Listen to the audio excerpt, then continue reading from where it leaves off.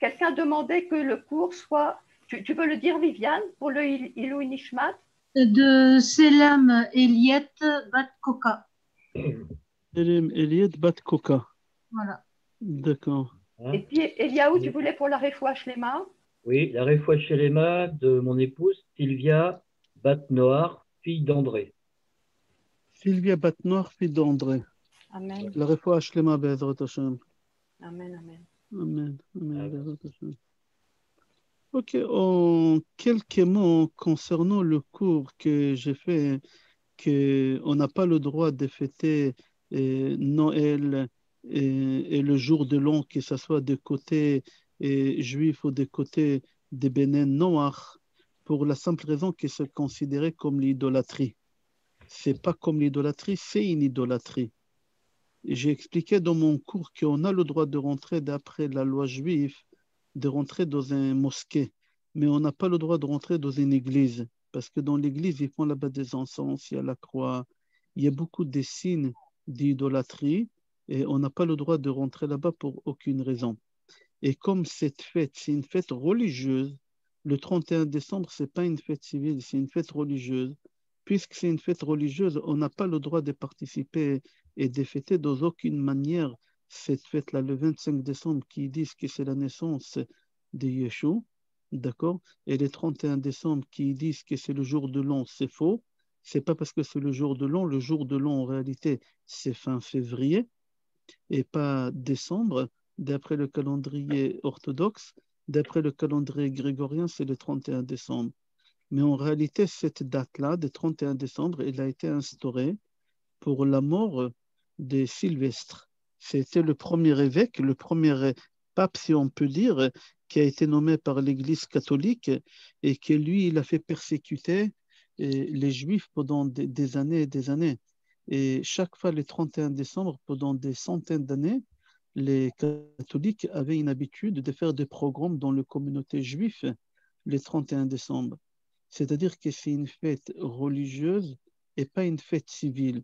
Alors, comme c'est une fête religieuse et on n'a pas le droit de pratiquer aucune religion dans le monde, mis à part la religion du judaïsme et Bnei Noach, c'est le seul deux religions qu'Akadosh Baruch Hu il reconnaît dans le monde. Et là, c'est une autre religion qui est fausse, le catholisme, et c'est pour ça qu'on n'a pas le droit de fêter le 25 décembre et le 31 décembre, d'aucune manière. Ça, c'est une façon de Avodah Zarah. Le cours, en gros, c'était ça. S'il y a des questions, on va répondre. Sinon, on pourra commencer le cours de Avodah Zarah, l'idolâtrie, d'un autre point de vue, et j'expliquerai c'est quoi l'idolâtrie dans Bnei Noach, qu'on peut s'améliorer et avancer encore dans Avodah Zarah, et dans le judaïsme ou dans les Bnei Noach. Est-ce qu'il y a des questions sur le cours avant de commencer? Alors moi j'ai juste un commentaire, je m'appelle Franck, je suis désolé, j'ai pas de caméra, mais ma caméra m'a lâché, c'est pour ça. En fait c'est vraiment une année civile dans les sociétés occidentales. Enfin, administrativement c'est considéré comme une année civile.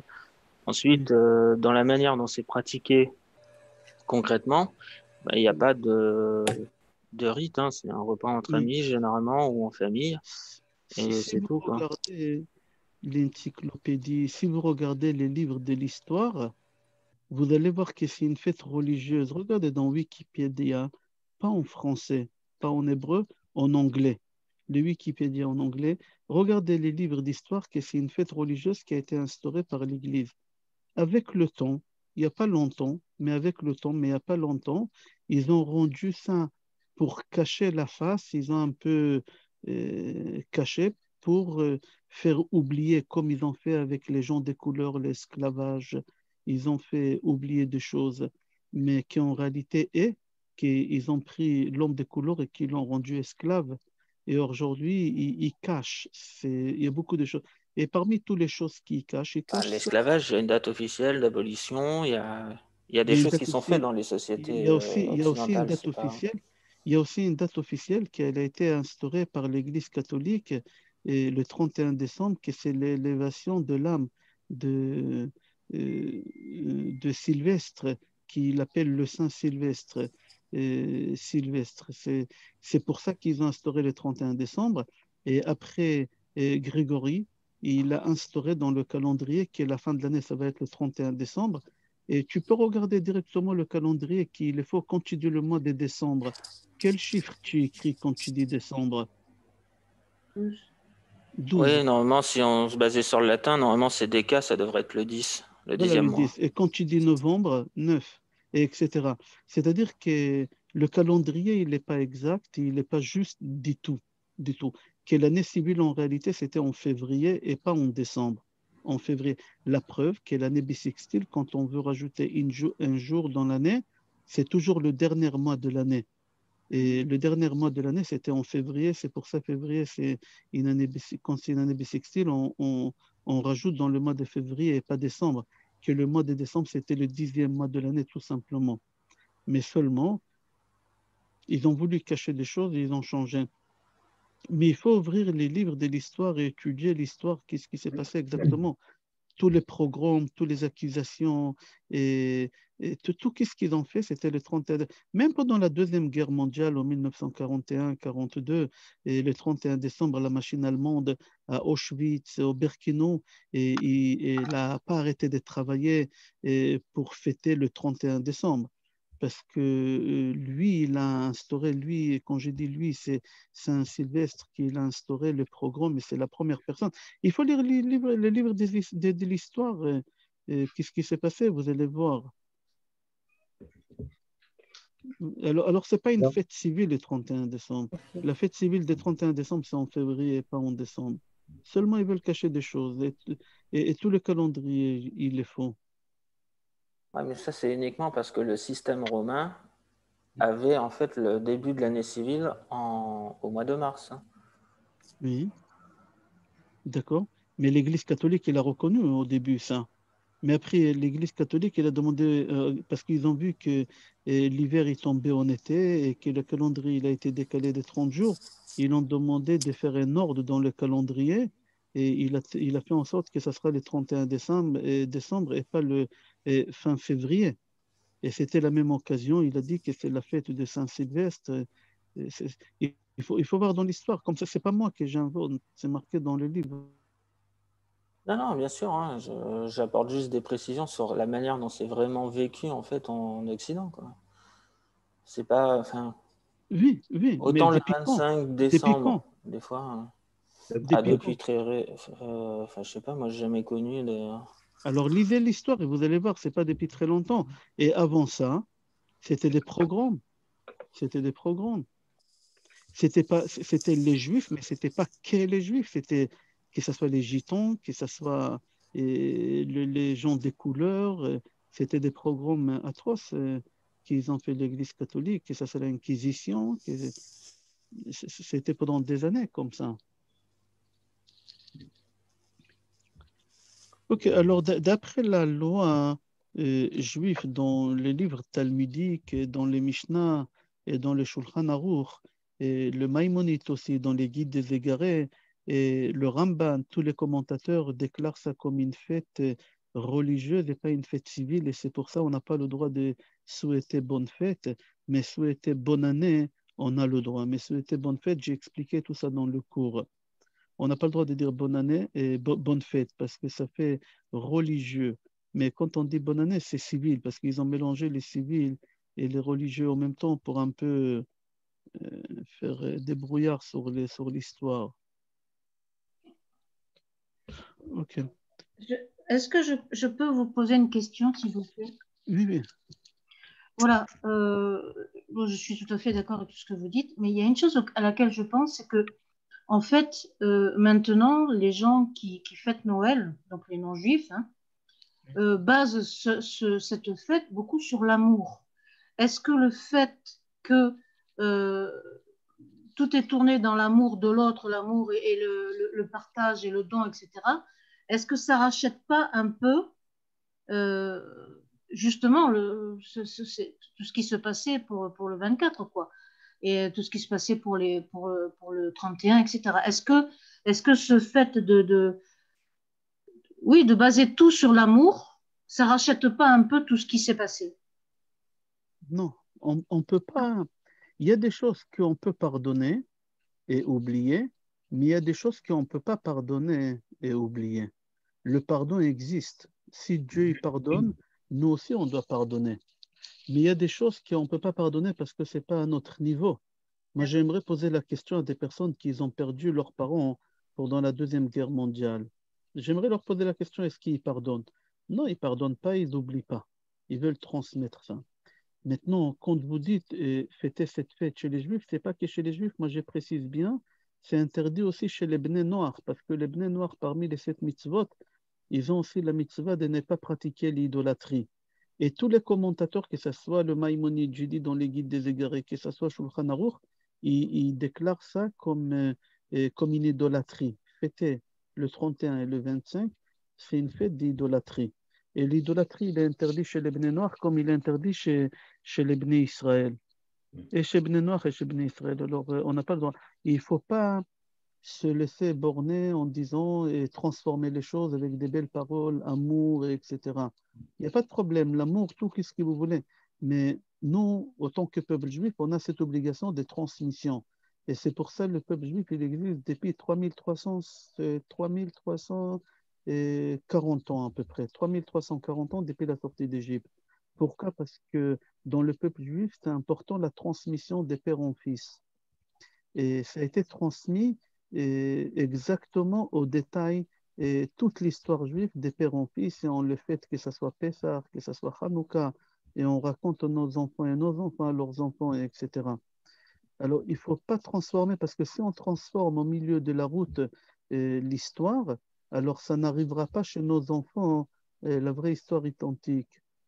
C'est dommage. Il faut garder, et c'est grâce à ça que les Bnei Noirs ils peuvent rester dans le monde et faire la surface et ne pas se faire oublier et éliminer par les autres quand on va transmettre les vraies valeurs qu'on a reçues des pils noirs. Et si on va fausser notre histoire, alors ça va être effacé comme chez les Juifs, comme chez les Bnei Noirs. Vous comprenez? Mais oui, tout à fait. Mais donc, la faute qu'ils commettent actuellement, je ne parle pas des Bnei Noirs ni des Bnei Israël, mais je parle des goyim, en fait, des noms, enfin, ceux qui ne sont pas Ben Noirs et qui ne sont pas des Ben Israël. Ceux-là, si, quelquefois, ils ne sont même pas conscients de l'histoire. Donc. Mais est-ce que ça ne va pas leur donner un crédit par rapport à Dieu Non, Non. non, parce qu'il y a une loi civile, hein. Dans les civils, c'est comme ça. Nil est ignoré de connaître la loi. Tu ne peux pas vendre de la drogue et dire je ne savais pas qu'on n'a pas le droit de vendre de la drogue. Ils ont pris cette halakha de la Torah. Ouais, Dans la Torah, c'est marqué qu'on n'a pas le droit d'être ignorant. On l'appelle le peuple des livres. Pourquoi? Parce qu'on fait des recherches, on étudie. On n'a pas le droit d'être ignorant. Et c'est lui qui est ignorant, il va payer parce qu'il est ignorant. C'est une punition. C'est un péché d'être ignorant. On n'a pas le droit. Ah, d'accord, ok, d'accord. Et vous avez Shalom. Bonjour, c'est Viviane. Je voulais vous demander, excusez-moi, je voulais vous demander, quand, malgré nous, en tant que Bénéois, on ne fête pas les fêtes Saint-Sylvestre, mais il y a le côté, il y a la fête, la galette des rois, avec une fève. Et est-ce qu'on a le droit quand même de manger dans ces périodes-là ou pas? C'est déconseillé. C'est déconseillé. La loi dit c'est déconseillé. Il faut mieux attendre de passer un peu cette date-là, des 2 semaines, et après, vous pouvez... c'est déconseillé. Vous pouvez acheter si vous voulez. Et acheter. Vous avez raison, parce que ça aussi, ça fait partie de l'idolâtrie. Shalom. Il y a un truc aussi que je voulais vous demander, excusez-moi, c'est encore Viviane, c'était pour vous demander, parce que nous, quand on va, parce que moi je suis antillaise, et on achète des légumes chez les Pakistanais, et chez les Pakistanais, il y a des sortes de Bouddha, des trucs comme ça, et en dehors de ces endroits-là, on ne trouve pas des légumes de chez nous. Et est-ce que j'ai le droit, en tant que non pratiquant d'idolâtrie, est-ce que j'ai le droit de rentrer là pour acheter soit les bananes, les ignames, tout là chez eux? On n'a pas le droit d'acheter Que... dans des magasins où ils font l'idolâtrie, comme par exemple chez les Chinois ou chez les Pakistanais, etc. Parce qu'eux, ils pratiquent l'idolâtrie là-bas. Ils pratiquent l'idolâtrie. Et on n'a pas le droit de faire l'idolâtrie.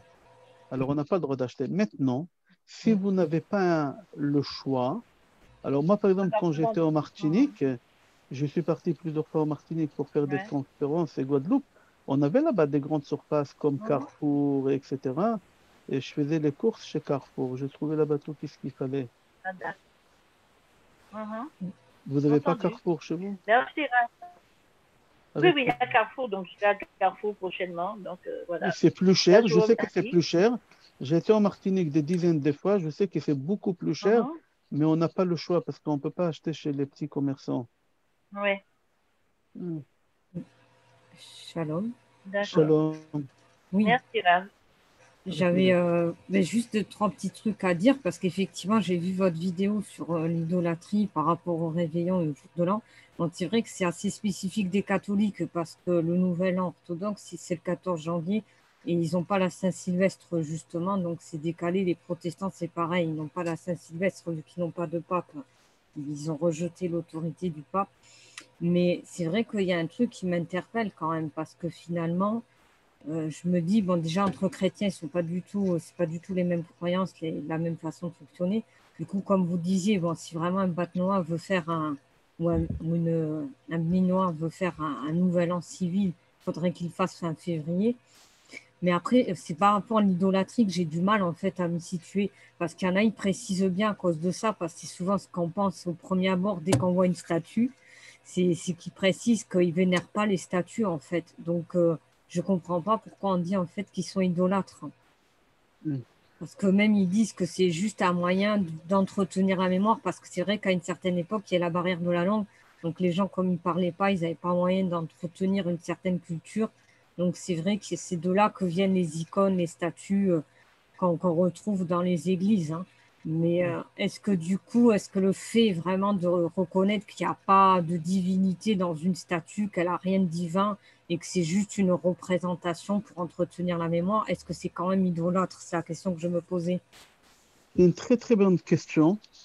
Dans le Talmud, on pose la question, dans le Talmud, et la conclusion dans le Talmud, qu'une statue qui n'était pas fabriquée et faite pour l'idolâtrie, et la statue, elle n'est pas entière, je précise bien, elle n'est pas entière, alors cette statue, on peut la garder comme décoration. Mais il y a des rabbinim qui ne sont pas d'accord. Alors, on déconseille. Mais halachiquement, c'est lui qui garde un statut chez lui à la maison, qu'elle symbolise rien de religieux. Rien de religieux. Et la statue, elle n'est pas entière. Et la statue, elle n'était pas fabriquée pour une idolâtrie. On a le droit. Ce n'est pas une idolâtrie, on a le droit. D'accord? Parce que l'idolâtrie, c'est quelque chose qu'on a sanctifié, qu'on a dit que c'est l'idolâtrie, que ça symbolise quelque chose, que ça a été désigné par l'Église, que ça a été désigné par des personnes religieuses. Ça s'appelle une idolâtrie, on n'a pas le droit de l'avoir. Ah, d'accord. Oui, parce qu'effectivement, il y a des catholiques qui vont avoir peut-être des vierges, mais ils ne prient jamais devant. C'est plus décoratif finalement qu'autre chose, quoi. Non, ça, on n'a pas le droit. Ça, on n'a pas le droit du tout pour la simple raison que le fabricant, quand il a fabriqué avec l'idée que les gens y prient devant. D'accord, maintenant, ça tombe entre les mains des gens qui ne sont pas pratiquants. Le fabricant, il ne savait pas, mais lui, quand il a fabriqué, c'était avec l'idée que les gens y prient devant. Ce n'était pas décoratif. Je ne peux pas prendre une croix et dire c'est décoratif. D'accord. Ouais, donc, c'est en fait le fait de prier devant des icônes ou des statues qui est reproché. Ce n'est pas le fait d'attribuer quelque chose de divin à une statue ou à une icône, finalement. Voilà. Ouais. Mais je précise bien qu'on peut avoir une statue, mais qu'elle symbolise aucune religion, c'est uniquement pour décoration et que c'est, comme on appelle monument, un genre de monument, et qu'il ne soit pas, il faut pas qu'il soit entier. Ça serait bien qu'il soit fissuré quelque part, on casse l'oreille, on casse un bout de doigt. Pose la question pour les musées alors.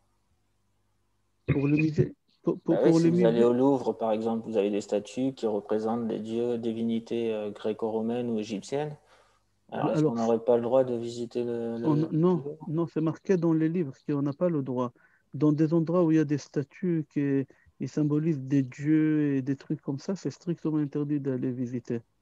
Mais on a le droit d'aller visiter dans des musées où il y a pas, où il y a des statues, mais pas des statues qui représentent quelque chose de religieux.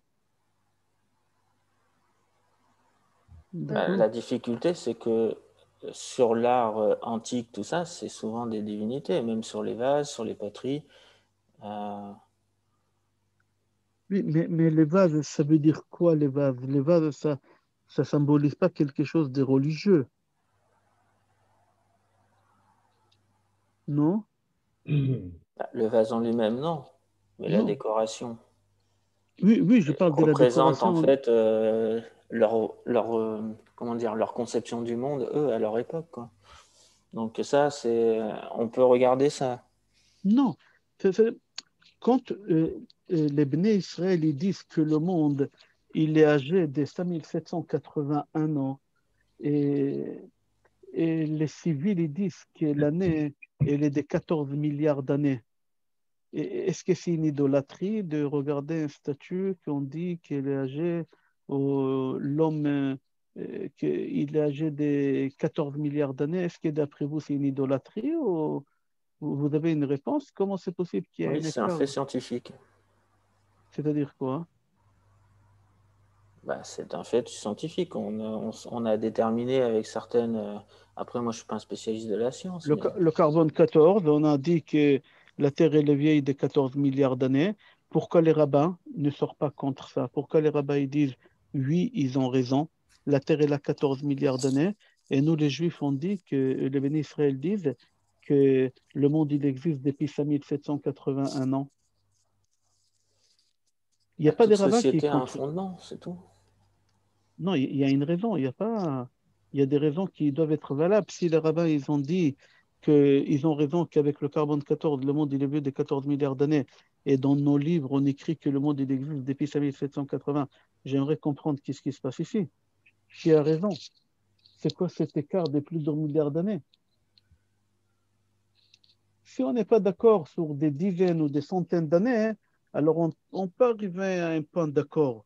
Mais là, c'est sur des milliards d'années, on ne peut pas se mettre d'accord. Mais quand même, le livre de Talmud, les livres d'histoire juive, les rabbins, ils reconnaissent que oui, le monde, il est vieux. Je vais expliquer comment ça se fait. Je vais vous expliquer. Et ce n'est pas une idolâtrie, c'est pour ça qu'on peut rentrer dans des musées. Pour la simple raison que il faut savoir que Dieu, il a créé le monde vieux. Je donne un exemple, un parabole. Un bonhomme, il a fabriqué une statue d'un homme âgé de 90 ans. Il a fabriqué hier cette statue, en une journée, hier il a fabriqué, et il a exposé au musée. Et on a demandé aux gens quel âge elle a la statue. Il y a des gens qui ont dit 90 ans parce que le monsieur il a 90 ans. Il y a des gens qui ont dit non, elle a 24 heures parce qu'elle a été fabriquée il y a 24 heures. Qui a raison? Les deux. C'est lui qui dit que la statue elle a 90 ans. Oui, c'est vrai, le bonhomme, il fait 70 ans, 90 ans dans la statue. Ils ont raison. Et ceux qui disent à 24 heures, eux aussi, ils ont raison parce que ça a été fabriqué. C'est-à-dire que c'est une statue neuve qui a été fabriquée à un âge vieux. C'est exactement ce qu'il a fait Hachem. Dieu, il a créé le monde vieux. Dieu, il n'a pas créé un œuf et de l'œuf, la poule est devenue. Dieu, il a créé une poule. Dieu, il n'a pas créé un veau. Dieu, il a créé un taureau. Dieu, il n'a pas créé Adam et Ève des 1 mois ou des 1 heure. Dieu, il les a créés, ils avaient 20 ans les deux. C'est-à-dire, Dieu, il n'a pas créé le monde âgé de 5781. Dieu, il a créé le monde vieux de 14 milliards d'années. C'est pour ça, dans les livres Talmud, on est d'accord avec eux quand c'est pas qu'on est d'accord, on ne les contredit pas. Bon, d'accord, si vous dites 14 milliards d'années, c'est possible. Mais Dieu, il a créé, il y a 5781 ans, cette terre, mais il a créé vieille de 14 milliards d'années. Comme ce bonhomme qui a créé la statue hier, bon, d'accord, il a créé hier, mais la personne qui est dans la statue, il est vieille de 90 ans. Et c'est pour ça que ce n'est pas une idolâtrie. Vous comprenez? Oui, je comprends l'idée. Oui. Oui. D'accord. Ok. Mais Ok, Rabotaï, on va avancer. Comme on a dit qu'on va parler aujourd'hui d'idolâtrie, j'aimerais parler de l'idolâtrie d'un autre point de vue. L'idolâtrie, chez Bnei Noach, c'est l'idolâtrie pure et simple. Église, tout ce qui est idolâtrie, Noël, 31, tout ce qui est idolâtrie, il est interdit. Chez les Bnei Israël, l'idolâtrie, il y a beaucoup de choses qui sont idolâtries. Je donne un exemple parmi toutes les choses qui sont une idolâtrie. C'est marqué dans le Talmud, Kol hakoes, kol mine gihinom sholtim bo vekilu oved avoda zara. C'est lui qui se met en colère, c'est comme s'il a fait l'idolâtrie. C'est-à-dire faire l'idolâtrie, c'est rentrer dans une église, prosterner devant une statue. Mais au moment que tu te mets en colère, c'est exactement si tu as fait l'idolâtrie. Et cette halakha de la colère, elle n'est pas seulement chez les bénis Israël, elle est aussi chez les bénis Noach. Un béni Noach qui n'arrive pas à dominer sa colère, un béni Noach qui n'arrive pas à contrôler sa colère et qui se met en colère en un quart de tour, c'est un genre d'idolâtrie interdit chez les bénis Noach et chez les bénis Israël. On est obligé à apprendre et à étudier comment on doit surmonter nos colères. Le Ramban, il a envoyé une lettre à son fils, qui est connue, vous pouvez taper sur Google et chercher Igeret Ramban, avec N à la fin. La lettre que le Ramban il a envoyée à son fils.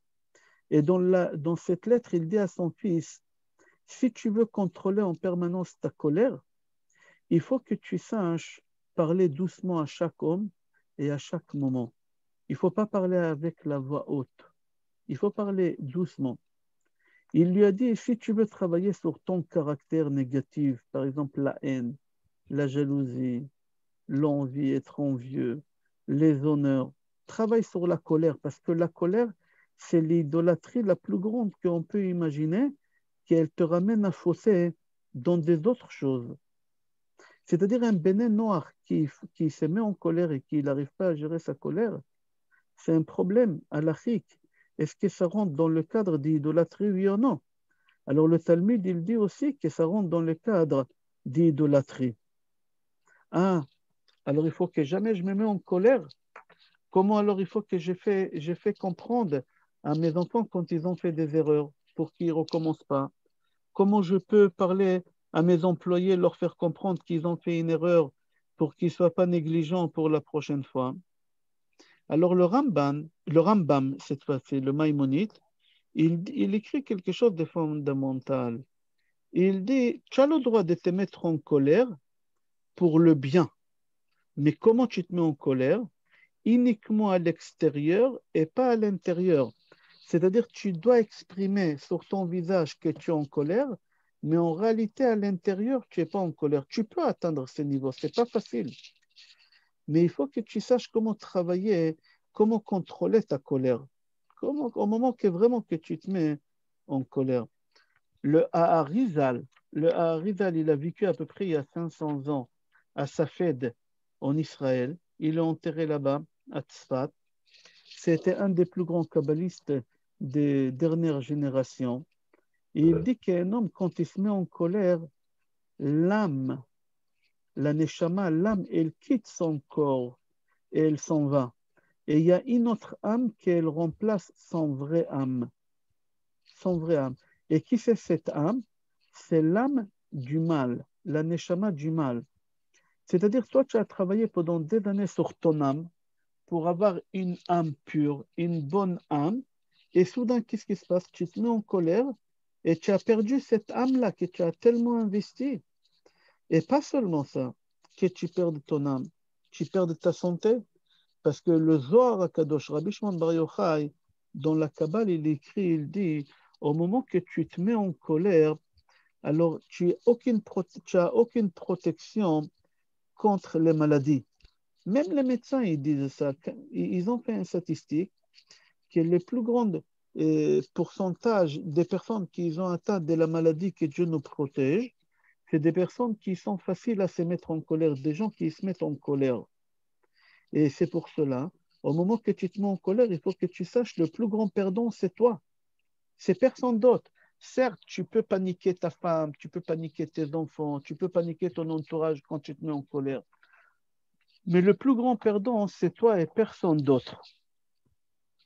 Maharacho, Rabbi Chaim Vital, c'était l'élève de Aharizal. Il a dit, je témoigne sur mon maître Aharizal qu'il était très prudent à jamais se mettre en colère. Parce qu'il disait, c'est le péché le plus grave de tous les péchés qu'il y a dans la Torah, c'est se mettre en colère. Chez les Bnei Noach, c'est le péché le plus grave qu'il y a parmi les 7 mitzvot que Bnei Noach. C'est encore pire que l'adultère, même que chez les Bnei Noach, c'est la même punition, on condamne à mort, mais il faut que tu saches qu'après, dans le monde futur, les Bnei Noach, ils ont le Gan Eden, ils ont le Guinam. Il faut qu'ils payent sur la colère qu'ils ont eue ici sur terre. Et le niveau de l'enfer, il est tellement élevé, il est beaucoup plus élevé que l'enfer de l'adultère ou du vol. Pourquoi? Maharacho, il explique, il dit, parce que quand tu fais un péché avec tous les membres de ton corps. Mais quand tu fais, et tu salis ton âme, mais quand tu te mets en colère, ton âme, tu la perds, elle s'en va, elle quitte ton corps. On te met une autre neshama d'un démon, comme ça il dit à Rival, un neshama, une âme d'un assassin. Et c'est dommage, tu travailles tellement sur ta neshama, tu donnes la tzedaka, tu essayes d'être quelqu'un de bien, et pour purifier ta neshama, et des jours au lendemain, après des années que tu as investi, qu'est-ce qui se passe? Tu es en train de tout perdre. Maharacho dit que quand tu dors la nuit, ton âme, elle monte au ciel. Et quand elle arrive au ciel, on lui donne un livre. Et là-bas, dans le livre, c'est marqué tous les péchés qu'elle a fait dans la journée. Et on lui demande de lire, et on va signer, reconnaître qu'il est d'accord qu'il a fait tous les péchés. Le jour que cette personne, elle s'est mise en colère, et elle a fait beaucoup de péchés, alors l'ange, il lui dit, c'est pas la peine de signer sur tous les péchés. Signe seulement que tu t'es mis en colère, et ça vaut tous les péchés. C'est-à-dire que tu pouvais faire l'adultère, tu pouvais faire le vol, tu pouvais faire l'assassinat, et tu arrives au ciel, on te dit, voilà, qu'est-ce que tu as fait aujourd'hui? Le viol, l'assassinat, et tu as fait l'idolâtrie, tu t'es mis en colère. L'ange te dit, ni signe sur rien, ni sur l'assassinat, ni sur l'adultère, signe uniquement que tu t'es mis en colère. Ça dépasse tous les péchés. La colère, c'est quelque chose qui dépasse tous les péchés.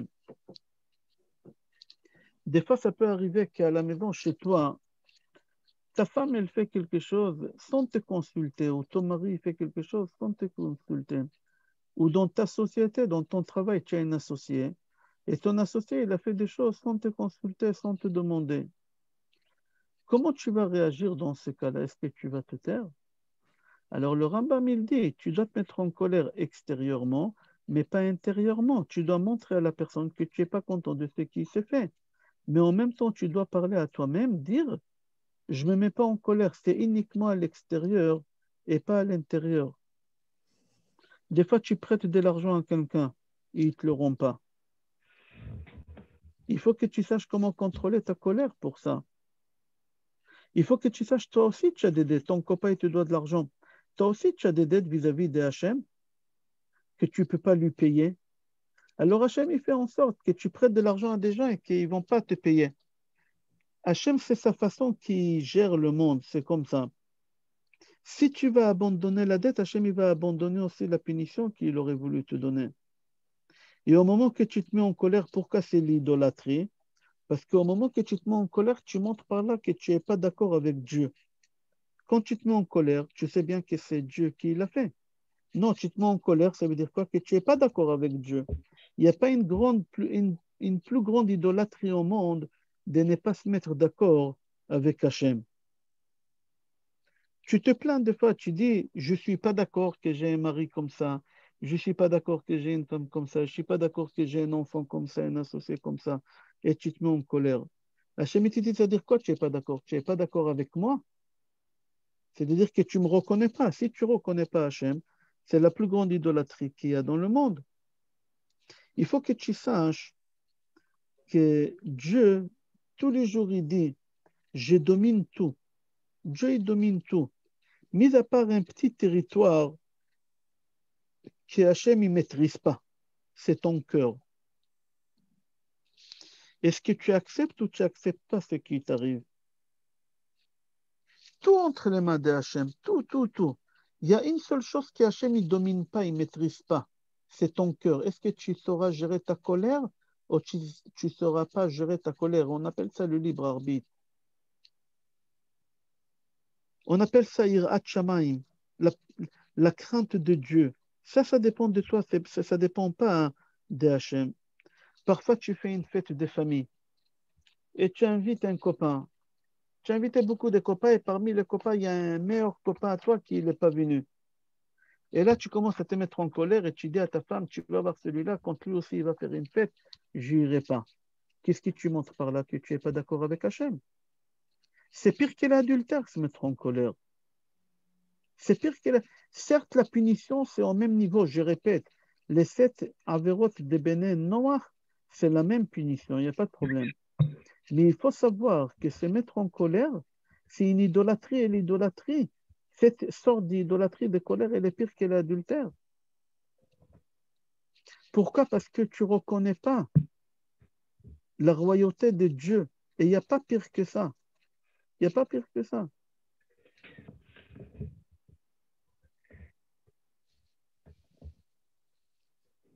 J'ai dit tout à l'heure, au moment qu'un homme il se met en colère, lui, il croit que le plus grand perdant, c'est sa femme, c'est ses enfants, c'est ses copains, c'est son entourage. Mais en réalité, le plus grand perdant, c'est toi-même, que tu te mets en colère. Parce que c'est marqué dans le Talmud, tout celui qui se met en colère, kol minegi nom sholtimbo, tous les maladies, ils viennent. Pas seulement toutes les maladies, tous les démons. Tout le sitra, c'est toute l'impureté, elle rentre en toi. Toi, tu crois, tu te mets en colère, alors tu terrorises tout ton entourage, tu stresses tout ton entourage. Maintenant, tout le monde, ils vont faire qu'est-ce que tu dis, parce qu'ils ont peur de toi. Tu crois que c'est eux qui souffrent? Non. D'accord, eux, ils souffrent, ils ont peur. Mais le plus grand perdant ici, c'est toi. Toi que tu te mets en colère, c'est toi le plus grand perdant. J'ai dit tout à l'heure que les chercheurs sur cette sale maladie, le cancer, ils déclarent que le pourcentage, il est très élevé chez les gens qui souffrent de la colère, et surtout la colère intérieure, pas extérieure. Comme ça, c'est marqué aussi dans la Kabbale, dans le Zohar HaKadosh. Le Zohar HaKadosh, il dit comme ça. Le plus grand perdant, c'est la personne qui se met en colère et personne d'autre. Alors la question que les gens se posent, comment je peux dominer ma colère? Le Ramban, j'ai dit tout à l'heure, il a envoyé une lettre à son fils en lui disant, il faut que tu t'habitues à parler calmement. Au moment que tu t'habitues à parler calmement avec chacun, alors tu vas arriver à contrôler ta colère. Il faut que toujours tu te dis dans la tête que les choses qui te mettent en colère, Dieu il est en train de t'examiner. Est-ce que tu peux être apte à rentrer dans Béné Israël ou non? Et si tu n'arrives pas à dominer ta colère, pas seulement que tu es rejeté des Béné Israël, tu peux être rejeté aussi des Béné Noach. Tu n'as pas à te mettre en colère. Viens voir David Amelech, le roi David. C'est rapporté dans Melachim Aleph, je crois, si ma mémoire est bonne, Melachim Aleph, quand il est sorti avec tous ses conseillers, et Yashim'i ben Gera, il est venu face à lui, et il lui a jeté des pierres, il lui a mal parlé. Il faut savoir que Shimei ben Gera, ce n'était pas n'importe qui, ce n'était pas un homme simple. C'était quelqu'un d'important, comme ça c'est rapporté dans le Talmud Brachot, page 8. Ce n'était pas n'importe qui. Si Shimei ben Gera, il a fait une chose pareille, il y a une raison. Là-bas, c'est rapporté que Tsuriya, avec ses soldats, ils ont voulu tuer Shimei ben Gera. Et David Amelech, il leur dit non, ne le tuez pas. Dieu, il a voulu que ce soit comme ça. Comme ça, c'est marqué, pardon, pas dans Melachim, dans Shmuel Bet. c'est rapporté comme ça. C'est-à-dire quoi, Dieu, il a voulu comme ça? C'est-à-dire, Dieu, il est en train de me tester, est-ce que j'arriverai à contrôler ma colère, oui ou non?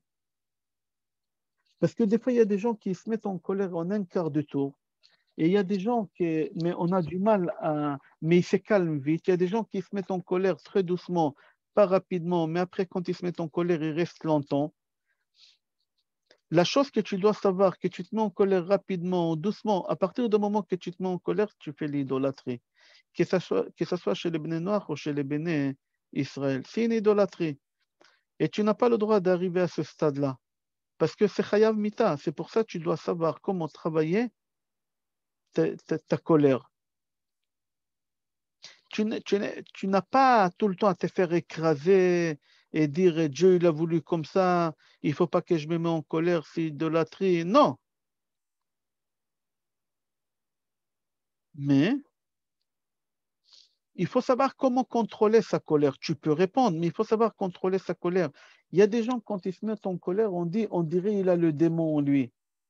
Oui, il a le démon. C'est pas on dirait il a les démons. Il a les démons en lui. Quelqu'un qui se met en colère, il a les démons qui rentrent en lui. Comme ça, c'est marqué aussi dans Kohelet. Dans Kohelet, chapitre 7, c'est marqué là-bas. Kaas bechik kfil yanoar. C'est quoi Kaas bechik kfil? J'explique. Il faut savoir quand vous rentrez dans les grandes surfaces et vous voulez acheter des choses, alors il y a des études qui étaient faites. Comment on peut faire pour que vous dépensez le maximum possible? Alors déjà, ça commence par le caddie. En général, dans les surfaces, on met des gros caddies. Pourquoi tu as besoin de gros caddies? Fais exprès, psychologiquement, pour que tu remplis un maximum. Après, quand tu arrives devant l'étalage, alors il y a 20 sortes de l'huile. Le sort de l'huile eux, ils veulent que tu achètes, ils le mettent au niveau de tes yeux et de ta portée des mains. C'est très, très bien étudié. Et l'huile ils ne veulent pas que tu achètes beaucoup parce qu'ils n'ont pas beaucoup de bénéfices, ils le mettent dans des endroits que tu as du mal à les voir ou à les prendre. Ils les mettent en hauteur ou ils les mettent très bas dans les rayonnages. Parce que la vision de l'homme, le champ de vision de l'homme, elle est au milieu, au centre. L'homme, quand il fait le course, il ne veut pas se fatiguer à chercher et à regarder. Qu'est-ce qui va en première? Il se sert. C'est-à-dire que c'était des études qui étaient faites pour te faire acheter le maximum possible de choses sans te rendre compte. Même que tu es venu pour faire des courses, pas avec l'idée de dépenser autant d'argent, ne t'inquiète pas, eux, ils ont des méthodes comment te faire dépenser de l'argent. C'est exactement la colère. Quelqu'un qui est imbécile, la colère, il la met dans un rayonnage rapide, à la portée des mains. C'est-à-dire quoi? Il y a des gens, quand ils se mettent en colère, ils se mettent en colère très vite. C'est des imbéciles, les personnes qui se mettent en colère très vite. C'est des imbéciles parce que la colère, c'est quelque chose qui peut ramener que du mal. Il y a rien de bien qui est sorti de la colère. Il n'y a rien.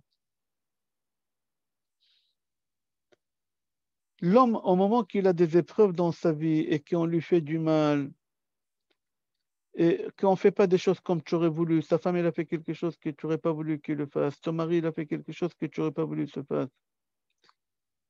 David et Shlomo Amelech dans Kohelet, il dit non, il faut faire attention. Tu dois savoir comment dominer et contrôler. Pourquoi? Parce que si tu écris le mot en hébreu, cervelle, moach, même, chet. Après plus bas, il y a lev, le cœur, lamed, bet. Après, il y a le foie, le kaved, chaf, bet, dalet. Si tu prends le premier lettre du cerveau et du cœur et du foie en hébreu, ça fait melech. C'est quoi melech? C'est le roi. Quand est-ce que tu peux être considéré comme un roi? À partir du moment que tu arrives à dominer et à contrôler ta colère, qu'elle vient de ton cerveau à ton cœur, et ton cœur, il a des pulsions, il est en train de s'énerver et faire des choses qu'il ne faut pas faire. Alors, quand est-ce qu'on t'appelle Melech, roi, même la maîtresse, même c'est Moach, la maîtresse, et Betchet, à partir du moment que tu arrives à gérer toutes ces choses-là. Si tu n'arrives pas à gérer toutes ces choses-là, c'est un problème. C'est rapporté dans les Zohar HaKadosh, et c'est rapporté aussi dans Gemara, Choulin, c'est marqué comme ça.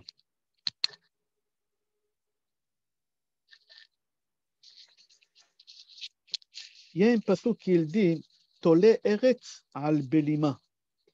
Tolé, Akadosh Baruch Hu, il a fait suspendre la terre al Belima. C'est quoi Belima? Belima en hébreu, ça veut dire freinage. C'est-à-dire le monde, il est suspendu, il n'y a rien en dessous. Comme ça, c'est marqué dans le Talmud Choulin. Il n'y a rien en dessous. Mais qu'est-ce qui le fait tenir? C'est le freinage. Ton mari, il a fait quelque chose qui ne te plaît pas. Ton mari, il a fait quelque chose. Et tu te mets en colère et tu as envie de lui dire quelque chose. Mais tu freines. Tu ne dis pas. Tu as des paroles qui peuvent lui faire du mal. Tu peux te venger, mais tu ne dis rien du tout.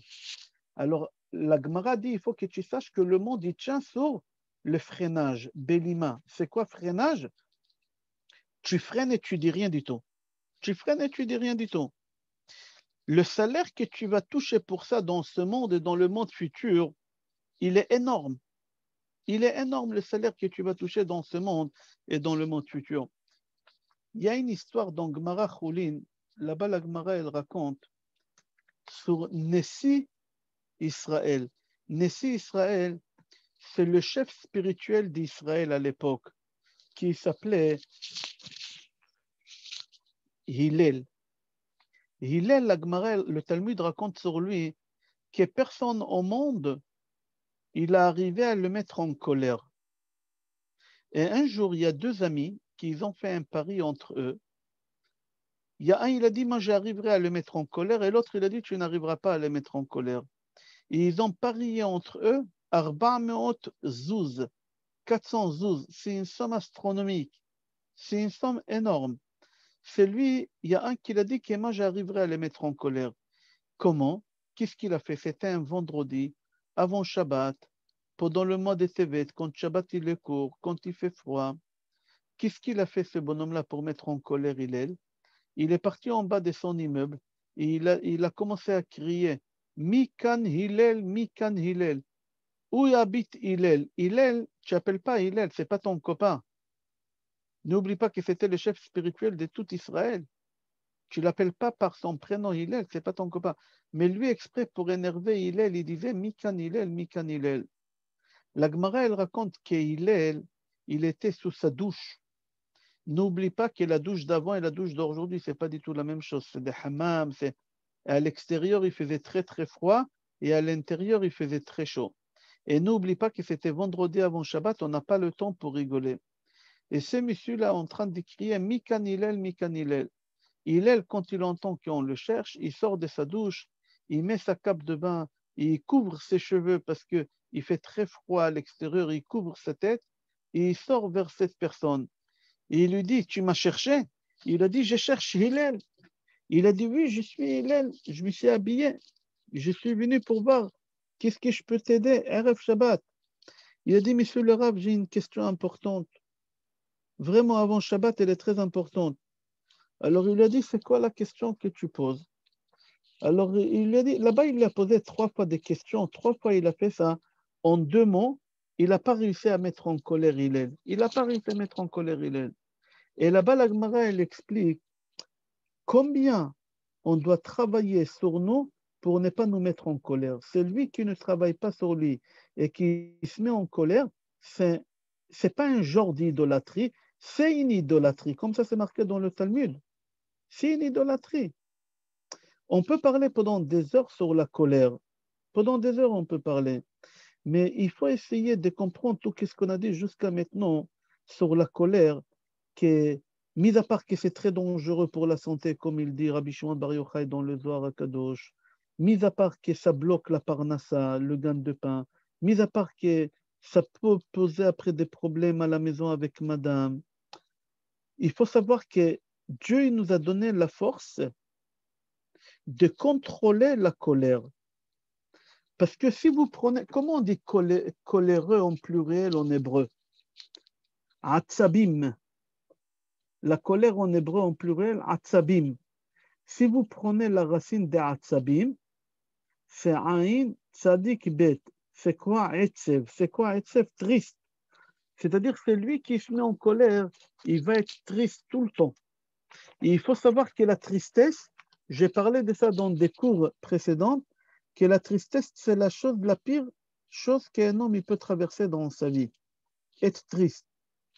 Avec la situation d'aujourd'hui qu'on traverse dans le monde entier avec ce corona-là, j'ai vu dans des hôpitaux qui sont remplis des enfants qui ont des peurs de lendemain. Ils ne savent pas c'est quoi. Est-ce qu'ils vont passer le bac? Ils ne vont pas passer le bac. Est-ce qu'ils vont passer les diplômes? Ils ne vont pas passer les diplômes. Ce n'est pas que les enfants, c'est même les adultes. Les adultes qui ont des magasins, qui ont des employés, qui ont des entreprises, ils ne savent pas de quoi il est fait demain. Ils ont des charges salariales, ils ont des loyers à payer, mais ils ne savent pas qu'est-ce qui se passe. Alors ils rentrent dans des tristesses. Les hôpitaux aujourd'hui, ils sont remplis de gens malades des nerfs. Ils sont obligés de prendre des médicaments, que ce soit Xenax ou toutes sortes de médicaments pour contrôler la peur. Non, tu peux faire ça de toi-même. Tu n'as pas besoin de prendre des médicaments pour contrôler ta colère. Il faut que tu t'habitues à parler doucement avec tout le monde. À partir du moment que tu vas apprendre à parler doucement avec tout le monde, tu pourras contrôler ta colère. Parce que si tu n'arrives pas à contrôler ta colère, la Gemara dit Kol mine gihinom sholtimbo. C'est quoi Kol mine gihinom? Toutes sortes de malheurs ils peuvent arriver à cette personne. Et tout ça, c'est quoi? Ça nous arrive à quoi? À l'idolâtrie. Que ce soit chez les Béné Israël ou chez Béné Korach, chaque personne qui se met en colère, c'est comme s'il a fait l'idolâtrie. Et celui qui fait l'idolâtrie, Chayam Mita. Il est passible de mort, c'est lui qui fait l'idolâtrie. On n'a pas le droit. Ok, alors Rabotai, parmi les 7 mitzvot de Bnei Noach, il y a la mitzvah de ne pas faire l'idolâtrie. Alors l'idolâtrie, ce n'est pas quelque chose de sec, comme ça, et brutal. C'est prendre un autre Dieu et prosterner devant, etc. Ça, c'est la pure idolâtrie. Mais ça n'arrête pas là, il n'y a pas de virgule. Il y a encore une pure d'idolâtrie. C'est au moment que tu te mets en colère. Au moment que tu te mets en colère, tu es en train de perdre toutes les raisons des Béné Noirs. Tu es en train de perdre le statut des Béné Noirs. Certes, officiellement, personne n'y saura. Il n'y a que ta femme qui le saura parce que tu t'es mis en colère seul à la maison. Mais il y a Akadosh Baruch Hu qui voit tout. Akadosh Baruch Hu, il peut ne pas accepter après les Béné Noirs. Pourquoi? Parce qu'ils n'ont pas su comment contrôler la colère. Parce que suite à la colère, ça les a ramenés à faire l'idolâtrie. D'accord? S'il y a des questions, on va essayer de répondre parce qu'à -15, je dois donner une autre cours à Miami. Alors, s'il y a des questions, Rabotai, sur cette forme d'idolâtrie, que ce soit chez les Béné Noirs ou que ce soit chez les Béné Israël, c'est la colère, et c'est marqué dans le Talmud. Tout celui qui se met en colère, tous les malheurs du monde, ils viennent vers lui. Et la Gemara, elle continue, il dit, c'est une idolâtrie parmi tous les autres idolâtries, que ce soit chez les Béné Israël ou que ce soit chez les Béné Noirs. S'il y a des questions, Rabotai, on va essayer de répondre. Vous avez les micros ouverts? Oui, Rav. D'abord, merci beaucoup pour votre cours. Et bon, moi, j'avais appris aussi que par rapport à la colère, que c'est semblable à, en fait, que c'est rattaché à l'orgueil l'orgueil de se faire soi-même existant, donc étranger à Kadosh Baruch Hu. Et donc, ça veut dire que en se mettant en colère, c'est comme si on disait qu'on s'occupe de soi-même. Et évidemment, qu'on se sépare de la croyance en Hachem. J'avais appris ça comme ça. Très bien, c'est ça. Et en fait, j'avais une question en fait, par rapport à, comme vous disiez au début du cours, en introduction, par rapport au fait de prier, de pouvoir rentrer dans une mosquée. Oui. Alors, j'avais une question par rapport à ça, parce que, en fait, vous savez que voilà, c'est interdit pour un Ben Noir de fonder une nouvelle religion avec des nouveaux rites, en dehors des 7 lois des Bnei Noach. Et pourtant, c'est ce qu'ont fait les fondateurs du christianisme et de l'islam. Alors que, voilà, on dit que quiconque qui invente une nouvelle religion, il renie l'ordre de Akadosh Baruch Hu à Noach et à ses enfants de respecter les 7 lois des Bnei Noach, et donc par là aussi, il renie le don de la Torah sur le mont Sinaï. Donc, je me demande comme ça, comment alors est-ce qu'on peut rentrer dans une mosquée? La différence entre une mosquée et une église, que dans les mosquées, il n'y a pas là-bas des objets de culte. C'est par rapport au statut, ça. Au statut, à la croix, etc. D'accord. La deuxième différence, que chez les chrétiens, quand ils prient à Jésus, qu'il appelle le Fils de Dieu. Il n'y a pas une grande idolâtrie que ça, de dire que Dieu il a un fils. Bien sûr. Que chez les musulmans, dans la mosquée, ils ne prient pas à Mohamed. Eux, ils prient à Dieu direct. Ils disent que Mohamed, c'est le prophète envoyé par Dieu. Il n'y a pas de problème. Que c'est faux, mais il n'y a pas de problème. C'est pas une idolâtrie. C'est une erreur. D'accord? C'est une erreur. Que chez les chrétiens, eux, ils disent que Jésus, c'est Dieu, c'est le Fils de Dieu. Ils l'ont rendu Dieu et il n'y a pas une grande idolâtrie que ça. Mis à part ça, qu'il y a les encens qui font brûler, et il y a tous les objets des cultes, que dans les mosquées, il n'y a pas les encens, il n'y a pas des objets des cultes, il n'y a pas, ils ne prient pas à Mohamed qui va transmettre la prière à Dieu, ils prient directement à Dieu. C'est pour ça qu'on a le droit de rentrer dans des mosquées et pas dans une église. J'ouvre une parenthèse que je n'ai pas dit, mais c'est déconseillé quand même de rentrer dans une mosquée. C'est déconseillé, mais ce n'est pas interdit. D'accord. D'accord, Rav, merci beaucoup. Avec plaisir. Est-ce qu'il y a des questions?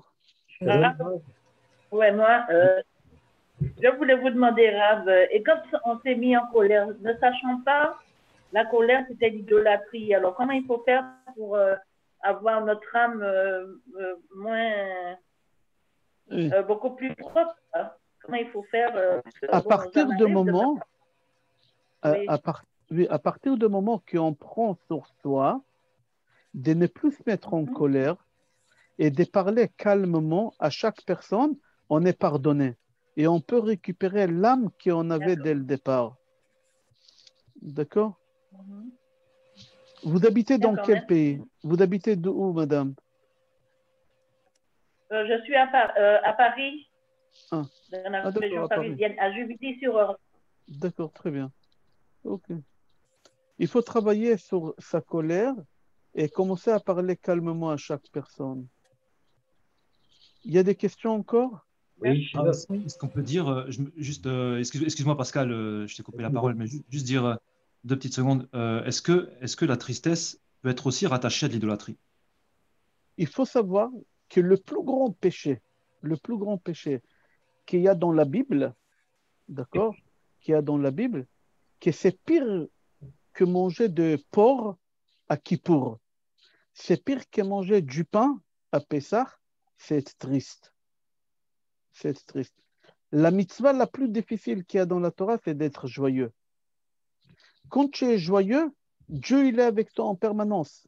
Quand tu marches dans la rue et tu chantes des chants de gloire pour Hachem, tu montes au lit, tu chantes et tu t'endors, tu te réveilles avec des chants et tu mets la musique, tout le temps tu es avec la joie, la joie, la joie, Dieu il est avec toi, il ne te lâche pas. À partir du moment que tu rentres dans la tristesse, Dieu il te quitte et il s'en va. Comme ça c'est marqué dans les livres. D'accord, merci Rav pour vos précisions. Avec plaisir. Oui, monsieur Pascal. Oui, Rav, shalom. Shalom. Donc, au niveau de la nourriture, donc nous n'avons pas de magasin cachère ici, on est dans le Maine-et-Loire, là, donc on n'a pas du tout de magasin cachère. Donc nous, je sais qu'on n'est pas obligé de manger cachère, mais on a de la nourriture aussi halal, mais ça pose un problème vu qu'ils abattent au nom du nom qu'ils prononcent, ils prononcent Dieu. Donc est-ce que c'est pas une idolâtrie? Est-ce que nous, on peut manger de la nourriture halal? Non, non, non. Non, il faut mieux acheter normal dehors qu'acheter halal, parce que halal, quand ils font l'abattage, comme vous avez dit, ils disent au nom de Allah, etc. Et ça rentre dans le côté idolâtrie un peu. Alors il faut mieux ne pas... Vous avez tout à fait raison. C'est comme aller acheter dans des magasins de... Ça, on n'a pas le droit. Le prochain cours, Be'ezrat Hashem, je ne sais pas quand est-ce qu'on le fera ensemble, on va parler de la nourriture. Vous êtes d'accord, madame?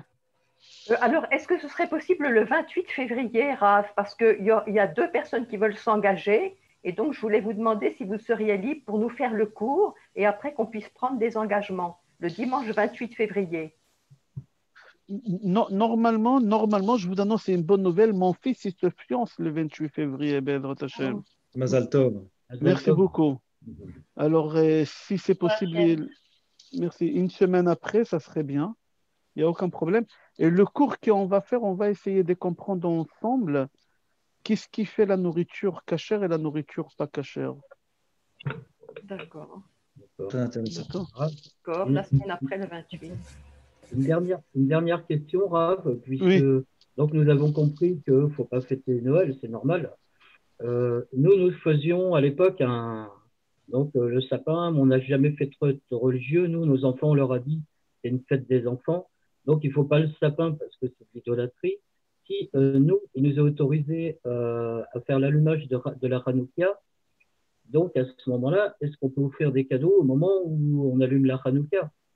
Oui, à Hanouka, à la date hébraïque de Hanouka, vous fêtez Hanouka et vous pouvez offrir des cadeaux, oui, bien sûr. D'accord.